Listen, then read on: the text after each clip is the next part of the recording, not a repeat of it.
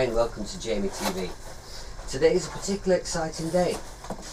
I've received a brand new effects pedal in the post. Now, anyone who knows me will know that nothing gets me quite so excited as effects pedals. It's sad, I know. But this is a particularly exciting pedal. It's from the brand new range by Fret King. And for anyone who doesn't know, Fret King are guitars and basses designed by Trevor Wilkinson, who is a genius. Fret Kings are kind of traditional, familiar shapes and designs married with some interesting new ideas, ideas which some of the big name companies, the old names, are either too unimaginative or too set in their ways to include on their instruments. But Trevor has turned his attention to the very exciting world of effects pedals recently, and he's treated us to a range of 6. There's a particularly good wah pedal, there's a clean boost, a dirty boost, an overdrive, a distortion, and this one, the line ductor. Now, although the line ductor is not an exciting pedal in that you don't kind of step on it and get some funky, fantastic noise out of it, I think it's going to be a very important addition to my board. So to explain what the line ductor does, if you imagine in my rig, I go from my guitar or bass into a rack which has tuner, compressor, wireless sometimes, and then from the back of my compressor a very long lead to the front of the stage into several effects on a board. Those are the effects that I like to have before the input stage of my amp. So after that loop, then a long cable comes back to the input on my amplifier, and then from the loop section of my amplifier another long cable comes out back to the board into the effects that I like to have in the loop, another several pedals, and a long cable back to the return on my amplifier.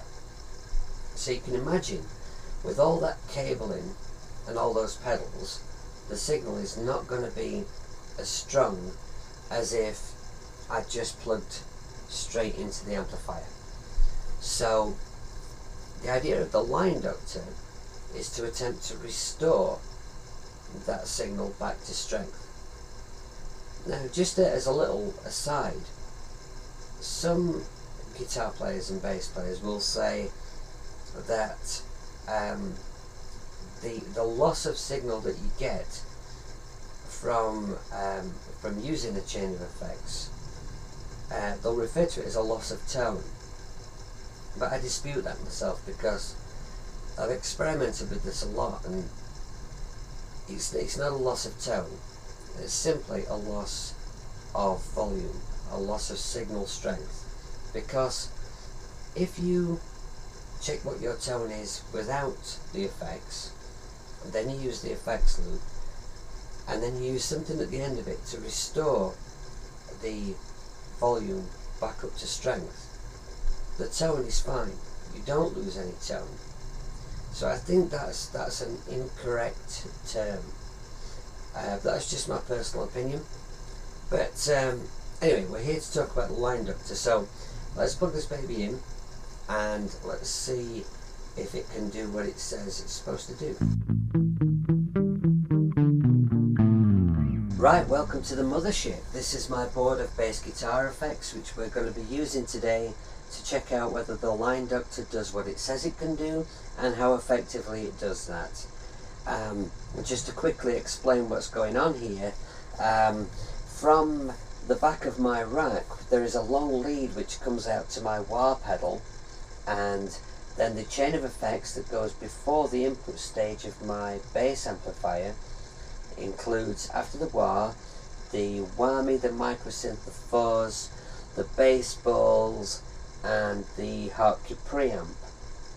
Then a long lead goes from the bass attack back to the input stage of my amplifier, and then a long lead comes out of my effects send on the back of my Hartke amp, comes out to the Cool Cat chorus, and then the chain of effects that follows that is the flanger, the phase 90, and the carbon copy delay, the Dan Echo delay, and the Dan Electro Fish and Chips, which I use as a boost for solos to raise me above the volume of the guitar player that just won't shut up while I'm trying to take a lead.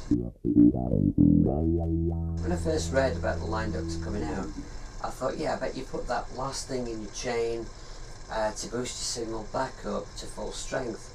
But having read all the literature on it, there's nothing that says that that's where it has to go. So what we're going to do, I've chained all my effects together for today into one loop, just to ensure that there is some signal degradation, and then we're going to use the line ductor in different places throughout that chain, and let's find out where it works best and how effectively it works. So just to talk you through this process, I'm using the Fret King Esprit one bass guitar into a DI, which is splitting the signal off. One signal which goes direct to my desk and then the sound card there, and the signal that we're more interested in is going to this rack which has my tuner and compressor. I've used this control here to match the signal going through the desk and sound card to be equal to that of the direct signal. Here we're looking at the input side of my sound card. On channel 5 you'll see my voice being recorded in as I do the very exciting talky bit of this demo. If I just play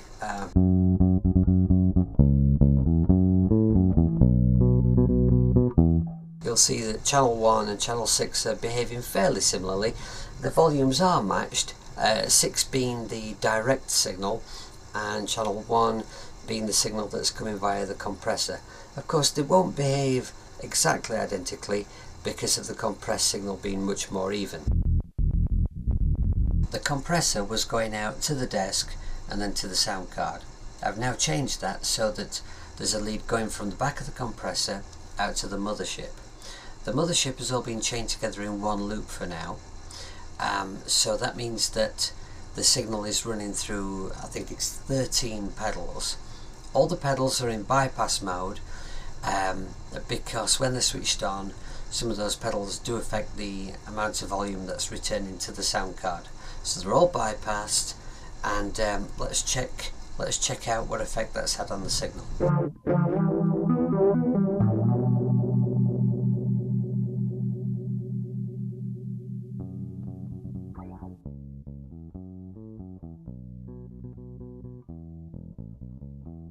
So as you could see there, there is quite a significant signal loss by running through the mothership.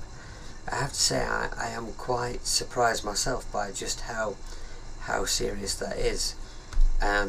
Incidentally, the bass sound that you're hearing on this recording is the affected signal.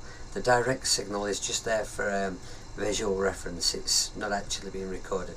So let's get this line ductor pedal rigged up and let's see what it can do for us. To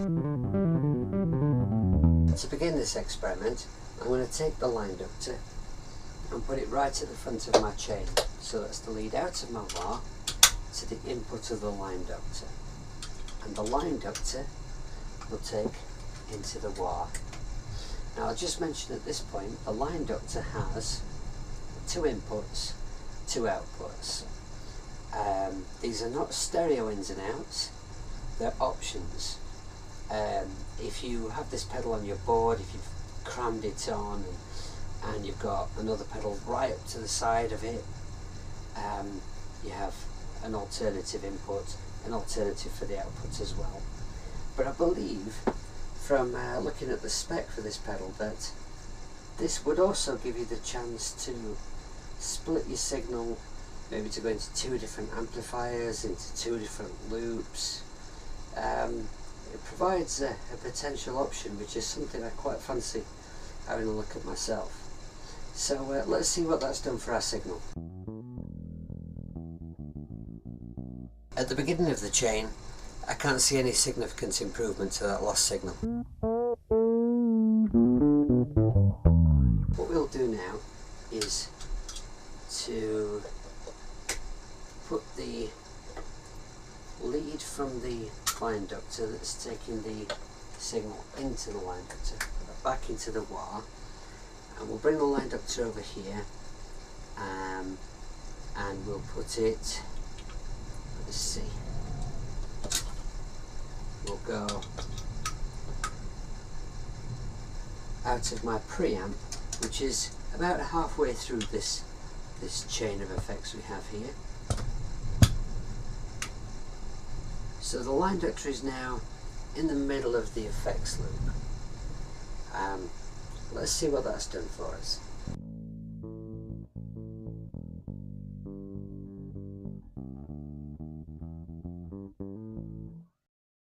Again, with the line ductor in this position, I'm seeing no significant improvement to the signal loss. The next thing that I'm going to try with the line ductor is to put it at the very end of the chain.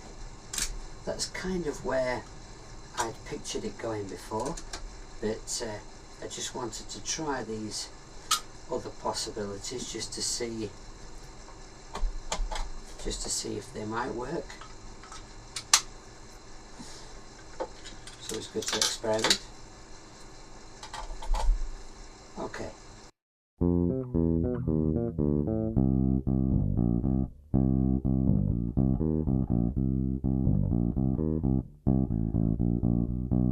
Oh wow, will you look at that? We're pretty much back to an even signal level. It seems that the line ductor pedal is the miracle box I was really hoping it would be. Earlier, when I hooked up the mothership as one loop out of the compressor and back into the desk, I was so shocked by the signal loss I was actually suffering by using so many pedals, and I was starting to question, am I doing the right thing? I mean, should I really start to take on board what people are saying to me about the loss of signal, and should a bass player really be using that many pedals? Well, actually, I mean, it would affect a guitar player exactly the same, so that's not necessarily really relevant, but yeah, I was really shocked, and I'd never checked it in that way before. I'd only ever sort of relied on my ears to check that, so I was stunned, and I was disappointed when I hooked up this pedal into my board at first, when I was getting nothing from it. But I'm no expert on the technology involved in this pedal. I don't really know how it works exactly, but we've proved that it does. What we've proved is that with the effects that I'm using on my board,